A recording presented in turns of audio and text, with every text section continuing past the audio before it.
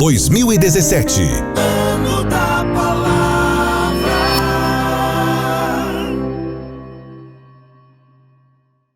Descubra o quanto você sabe sobre a Bíblia e ainda concorra a vários prêmios. Participe do concurso nacional Crente Bom de Bíblia. A CPAD criou um game online no qual educação e diversão se juntam à emoção de uma competição onde cristãos de todo o país disputam a oportunidade de se tornarem verdadeiros campeões do conhecimento bíblico. Veja como funciona. Faça sua inscrição gratuita no site crentebomdebiblia.com.br. Os competidores serão divididos em 3 faixas etárias: adolescentes de 13 a 17 anos, jovens de 18 a 25 anos e adultos a partir de 26 anos. O concurso será dividido em 2 fases. Na primeira, os inscritos diariamente irão responder perguntas pelo site crentebomdebiblia.com.br.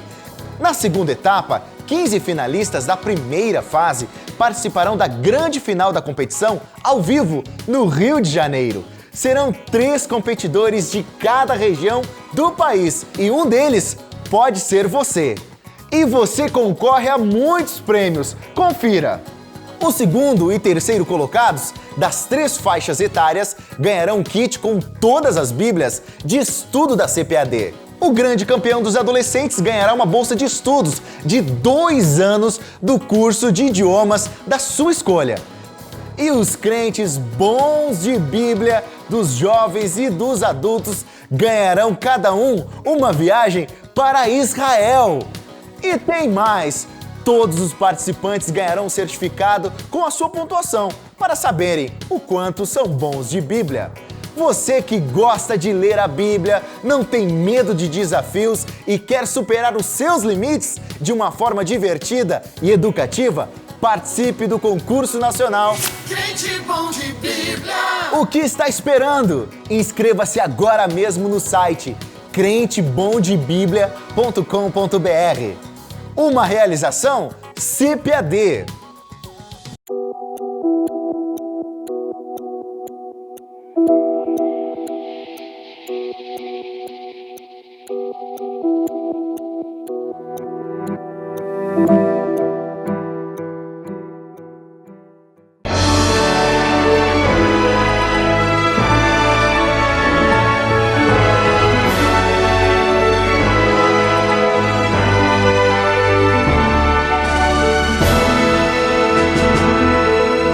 Subsídios. Lições Bíblicas Adultos. Lição 1. Inspiração divina e autoridade da Bíblia. Prezado professor de escola dominical, prezado superintendente, é uma alegria a gente se encontrar outra vez. Estive com você já faz um bom tempo, quando falei da lição sobre os 10 mandamentos.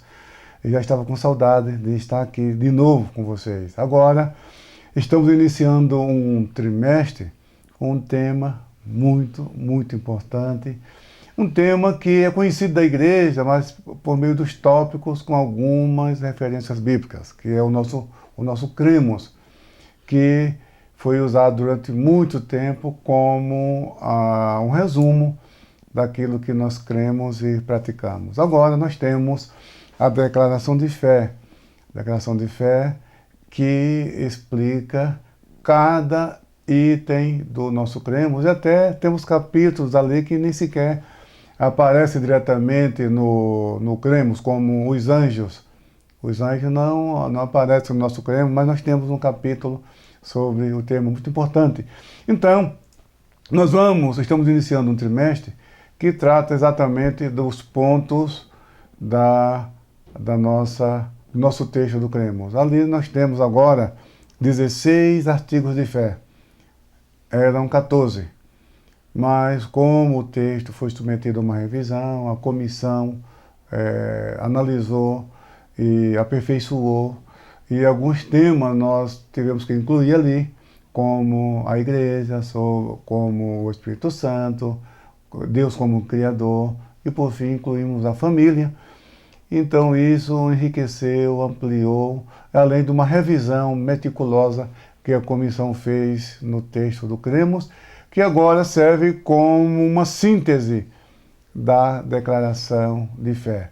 Agora, esse trimestre, nós vamos estudar esse cremos. E veja que você pode observar que a verdade prática, na maioria das vezes, sempre que possível, nós usamos exatamente o texto do cremos, porque a lição visa ampliar e explicar cada um desses pontos. Muito bem. E também, como é costume da Casa Publicadora, da CPAD, como ferramenta adicional e complementar para os professores, é o livro texto, o livro do trimestre. Aqui nós temos o livro A Razão da Nossa Fé, Assim Cremos, Assim Vivemos, e aqui nós temos um comentário ampliado do tema que está na lição da Escola Dominical. Então, alguns pontos a gente não repete porque já está na lição, outros, às vezes, a gente amplia aquilo que já está na lição, e às vezes a gente acrescenta algo novo. Agora, o importante desse livro, desse material, é que eu apresento alguns flashes, alguns lampejos da história da doutrina. Porque aquilo que nós cremos, não penso que já veio pronto assim desde o princípio, não. Isso aí levou tempo de pesquisa, de análise, de debates. Heresias surgiram nesse meio tempo. Então, o pensamento cristão, ele só se concluiu a partir do 5º século da era cristã. Então, a igreja, tudo que nós cremos hoje, está na Bíblia. Tem fundamentação bíblica. Mas ele foi organizado e foi definido com o passar do tempo. Então, o livro ele é muito bom porque ele amplia o que está na lição e também acrescenta informações que não é possível colocar na lição porque a Escola Dominical, o comentário dura de 50 minutos a 1 hora, mais ou menos.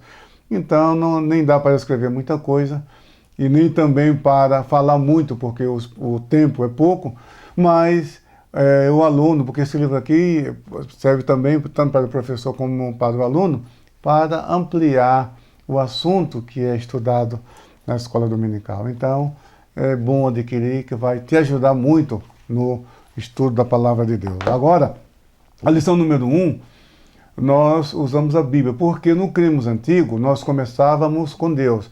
Cremos em um só Deus, eternamente subsistente em 3 pessoas distintas, o Pai, o Filho e o Espírito Santo.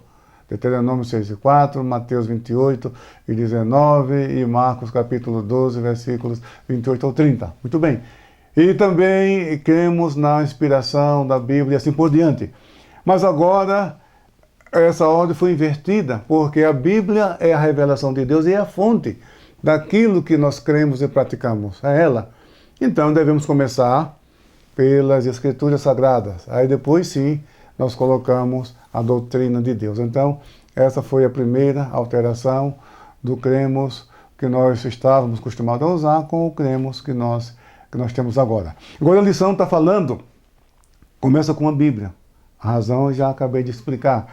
E aqui, alguns pontos que eu quero deixar claro para você, embora o tempo nosso seja pouco, eu não vou chover no molhado, usando um dito popular, falar para vocês o que já está no texto, porque não haveria necessidade, mas esclarecer alguns detalhes. Primeiro, a inspiração da Bíblia, a definição, o que é isso? Isso está na lição, isso aí você vai tirar de letra ao explicar isso para os alunos. Depois temos a inspiração plenária, a inspiração verbal. A inspiração plenária mostra que toda a Bíblia é inspirada por Deus.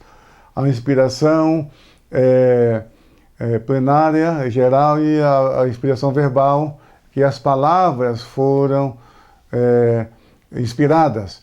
E a ideia também, porque quando Pedro diz que nenhuma profecia é de particular interpretação, mas os homens santos de Deus falaram, movidos pelo Espírito Santo, então mostra que a ideia veio também de Deus.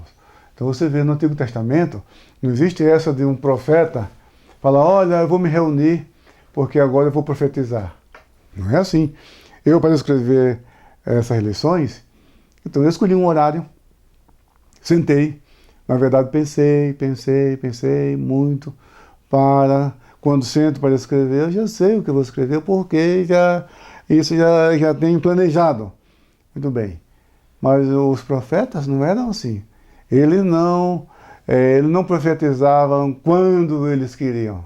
Agora eu vou me reunir, eu vou para a sinagoga, vou para o templo que eu vou profetizar. Não existe isso.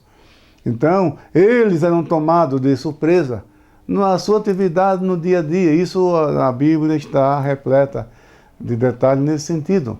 Ele sai, ele vai para um trabalho, aí de repente está escrito, e veio a palavra do Senhor a mim ou ao profeta fulano de tal. Então, isso aí era uma característica, era o modus operandi. E essa mensagem, essa comunicação era externa, direta e audível. E esses homens tinham uma sensibilidade sensorial acima das pessoas, que às vezes Deus falava com ele de maneira direta, audível e externa, e as pessoas que estavam à sua volta não ouviam e nem percebiam. Samuel na casa de Jessé é um exemplo. Ele foi ungir o primeiro que apareceu. Opa, Deus falou com ele, Samuel ouviu, ninguém ouviu nada. E outros exemplos, Micaías, quando foi chamado pelo rei Acabe, e ele teve visão e Deus falava com ele, e as pessoas não ouviam. Muito bem, então, essas pessoas foram usadas por Deus. Então, o pensamento, a inspiração plenária e verbal diz respeito a isso. Não era a ideia dele. Ele era tomado, o profeta Isaías, quando anunciou que o Messias ia nascer de uma virgem, estava resolvendo um problema político. O rei de Israel se aliou ao rei da Síria para destruir a casa de Judá, para atacar a dinastia de Davi. E Isaías, por exemplo, quando anunciou o Messias, a concepção virginal do Messias, que ele ia ser concebido por uma virgem, ele estava tratando de um assunto político de grande envergadura na sua nação. A Síria, o rei da Síria tinha feito uma aliança com o rei de Israel, das 10 tribos do norte, para destruir a dinastia de Davi em Jerusalém.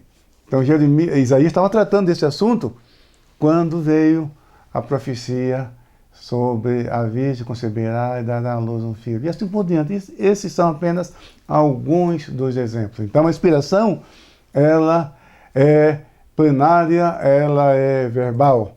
Muito bem, a ideia não veio do profeta. Os homens santos de Deus falaram movidos pelo Espírito Santo. Então isso, na lição de vocês têm como explicar isso até com mais detalhes. Agora, o que eu quero falar para vocês é o seguinte, isso que é muito, muito importante, é com relação à tradução da Bíblia para outras línguas.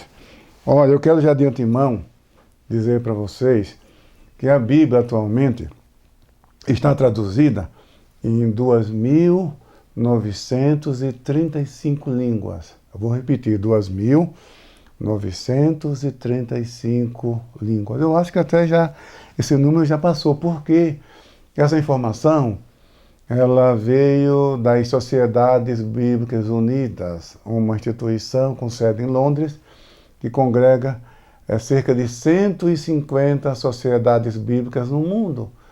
E as Sociedades Bíblicas Unidas promovem traduções da Bíblia em várias partes do mundo. Então, essa informação que eu estou passando para vocês, ela está na revista Bíblia no Brasil, 2016, edição acho que do último trimestre, acho que de agosto a setembro, outubro, desse período, traz essa informação e de maneira detalhada. Ali diz que a Bíblia está traduzida, ela completa em 563 línguas, a Bíblia completa. O Novo Testamento, 1.334 línguas, o Novo Testamento. E porções em 1.038 línguas, ou 34. Deixa eu ver aqui, porque no meu livro eu coloco essa informação. Está aqui na conclusão do capítulo 1 do livro que trata das Escrituras Sagradas. Está aqui essa informação. Exatamente, a Bíblia completa está traduzida em 563 idiomas o Novo Testamento em 1.334 línguas e as porções bíblicas em 1.038 línguas, o total de 2.935 línguas. Esses dados são do ano passado, e como o trabalho é dinâmico, deve ter, esse número já deve estar. Mas é uma grande conquista, uma grande vitória. Nenhuma literatura no mundo chega aos pés disso aí. Mas o desafio continua, porque são cerca de 6.000 línguas no mundo. E muitas delas são de tribos minoritárias, com pouco mais de 100 membros, 200, 300. E você sabe que um projeto de tradução da Bíblia não é uma coisa tão simples. A média é de 10 anos para traduzir uma Bíblia completa e com uma comissão. Não é uma pessoa trabalhando, uma pessoa, é uma comissão trabalhando. E as sociedades bíblicas unidas trabalham monitorando, promovendo esses trabalhos. Muito bem. Então, mas só que essas traduções para outras línguas, elas conservam a inspiração. A própria experiência da igreja é uma prova disso. O dia a dia, Deus não fala com você quando você está lendo a Bíblia. Quando às vezes você lê a Bíblia na oração expulsando o demônio e os demônios estremecem, Jesus citou a Bíblia quando ele foi tentado pelo diabo. Jesus citou 3 vezes o livro de Deuteronômio. Está escrito, não só de pão viverá o homem. Depois Jesus disse, ao Senhor teu Deus adorarás e só ele servirás. E antes disso ele falou também, não tentarás o Senhor teu Deus. Então 3 citações do livro de Deuteronômio e Jesus derrotou o diabo pelo poder da palavra de Deus. Muito bem. Agora, o que eu quero mencionar aqui, um ponto importante, é que a Bíblia é um livro traduzível por natureza. O projeto de Deus em revelar a sua palavra era para que todos os povos, tribos, línguas e nações conheçam a sua vontade. E isso acontece na língua de cada povo. Deus se revela às pessoas na sua língua materna. Não há necessidade de estudar hebraico, grego, aramaico para conhecer a vontade de Deus, não. É importante sim para o estudo, para você contribuir na tradução da Bíblia, para um comentário teológico, exegético, é de fundamental importância conhecer as línguas originais da Bíblia. Mas não é uma questão de vida ou morte, não é para a salvação, é para você que ama a palavra de Deus, se debruça sobre ela, quer conhecer. Isso é muito, muito importante e eu incentivo a todos. Por isso mesmo que eu dou aula de hebraico, dou aula de grego, e para ajudar os alunos a conhecerem a Bíblia na sua língua original. Isso é muito importante, mas a salvação não depende disso.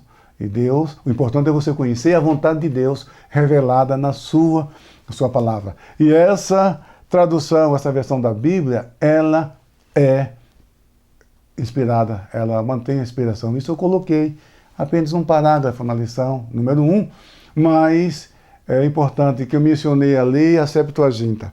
O que é a Septuaginta? É a primeira tradução da Bíblia do hebraico para o grego. Isso aconteceu por volta do ano 250 a.C.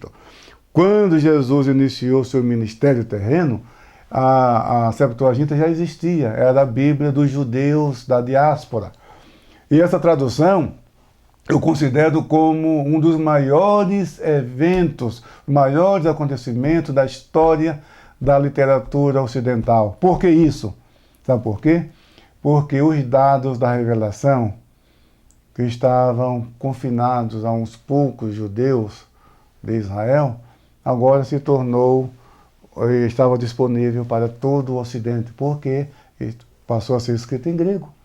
Porque o hebraico, nem mesmo Israel falava mais hebraico, falava aramaico, exceto uma minoria. Mas a língua materna do povo de Israel era, depois do cativeiro, era a língua aramaica.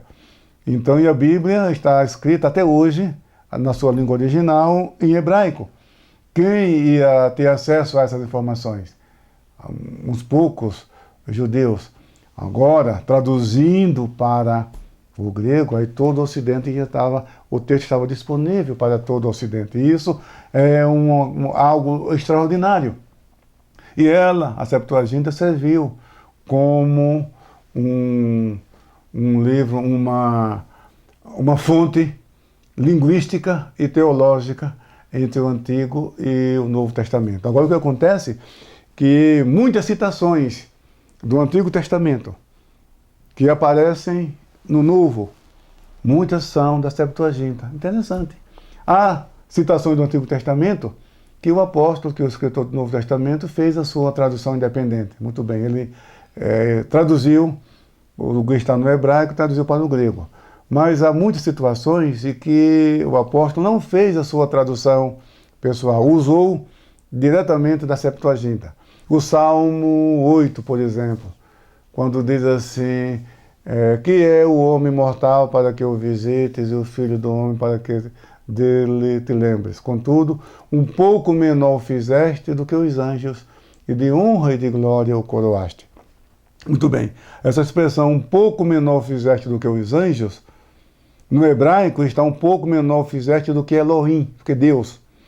E a Septuaginta traduziu um pouco menor fizeste do que os anjos. Lá em Hebreus, no capítulo 2, versículo 9, é citada essa passagem desse salmo, e lá está conforme está na Septuaginta. É claro que não há erro nem contradição alguma, porque se refere a Jesus, e Jesus é tanto Deus, Elohim é Deus. Então, e o ser humano foi criado um pouco menor do que os anjos. Então não há contradição teológica nisso. Eu estou apenas mostrando que o fato de citações da Septuaginta ser usada no Novo Testamento preservou a sua inspiração. E com isso Deus estava mostrando que a sua palavra pode ser traduzida e manter a sua inspiração. E para finalizar, eu quero deixar um ponto claro, uma coisa que tem me preocupado muito, já falei muito sobre isso,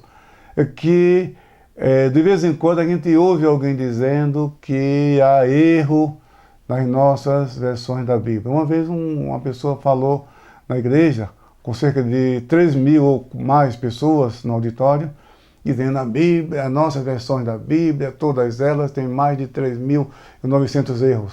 Que é isso? Eu chamei a atenção dele, eu falei, você precisa se retratar disso. Olha o plenário que está aí. E você fala uma coisa dessa, isso não é verdade. A versão de Almeida tem mais de 300 anos de histórias e foi submetida a diversas revisões, com professores de hebraico, de grego, de aramaico, de português, de linguística, especializados em arqueologia, em história, em conhecimento do assunto do campo. Agora, das diversas denominações, agora 3.900 erros. Da onde você tirou isso, rapaz? Da onde você tirou isso? E agora, de vez em quando, a gente vê alguém meio querendo impressionar a igreja, e às vezes fez um curso básico de grego, de hebraico, que não dá a ninguém condições alguma para uma avaliação crítica dessa natureza. Dá para ler algumas passagens do Novo Testamento, algumas passagens do Antigo Testamento, no caso do hebraico, mas não para uma avaliação crítica de tamanho e profundidade. Mas se julga o tal e chega na igreja, não, está errado. Não está errado não, é você que está errado. Quem fez esse trabalho conhece as línguas originais muito mais do que você. Você tem que ter humildade suficiente e procurar aprender por que aquela tradução está assim. É verdade, sim, que existe, às vezes, palavras que a tradução não é tão precisa. E isso acontece. Então se trata de, aqui e acolá, uma palavra que foi traduzida não com tanta precisão, mas isso não é erro. A gramática permite isso. Então, por exemplo, 2 Timóteo 3,16, a versão Almeida corrigida diz assim: toda escritura divinamente inspirada é proveitosa para ensinar e assim por diante. A Almeida atualizada diz: toda escritura é inspirada por Deus. Então, à luz da gramática grega, as duas traduções são legítimas, não há problema nenhum. Agora, é claro que a Almeida atualizada, ela fica melhor, por quê? Porque a intenção do apóstolo Paulo é dizer, são duas informações que ele está trazendo ali, duas informações. Primeiro, é que a Escritura, ela é inspirada por Deus, e a outra informação é que ela é proveitosa. Então, essa tradução, ela realmente soa melhor nesse contexto, e até porque, se a gente não vê o contexto, alguém pode usar a Almeida Corrigida, que diz toda a escritura divinamente inspirada e proveitosa. Alguém pode dizer, então existe escritura que não é inspirada. E não é isso que o apóstolo está dizendo. Então, coisa dessa natureza, às vezes aparece, mas não é a tradução errada. Não é a tradução errada. Então, se você falou isso alguma vez, peça perdão a Jesus, não fala nunca mais. Porque as versões, ela não tem erro. Ela tem sim, aqui e acolá, alguma tradução imprecisa. Mas isso não é erro nem é proporcional. Exceto a tradução do Novo Mundo da Testemunha de Jeová, que aquilo nem é Bíblia. Aquilo nem é Bíblia. Aquilo ali realmente é um livro que eles prepararam para contrabandear suas crenças peculiares para o texto das Escrituras. E ele nem chama de Bíblia, nem chama de Antigo Testamento, ele chama de Escrituras hebraicas, não chama de Novo Testamento, chama de Escrituras gregas cristãs. Aquilo é realmente uma tradução viciada, tendenciosa, cheia de interpolações, feita exclusivamente para contrabandear as suas crenças peculiares para o texto das Escrituras. Isso sim. Agora, as outras versões, não é verdade que tem erro nas nossas versões. Não aceite isso, não. A tradução, a versão para outras línguas, ela preserva a sua inspiração. Tanto na linguagem culta, como a versão de Almeida, como na linguagem do povo, como a nova tradução na linguagem de hoje, como um texto em dinâmica formal, como a tradução brasileira, que é muito literal. Todas elas transmitem a vontade de Deus, transmitem a palavra de Deus. Agora os editores escolhem o público para o qual aquele texto é traduzido ou revisado e assim por diante. Mas a mensagem é a mesma. Portanto, que Deus te abençoe ricamente, em nome de Jesus. Amém.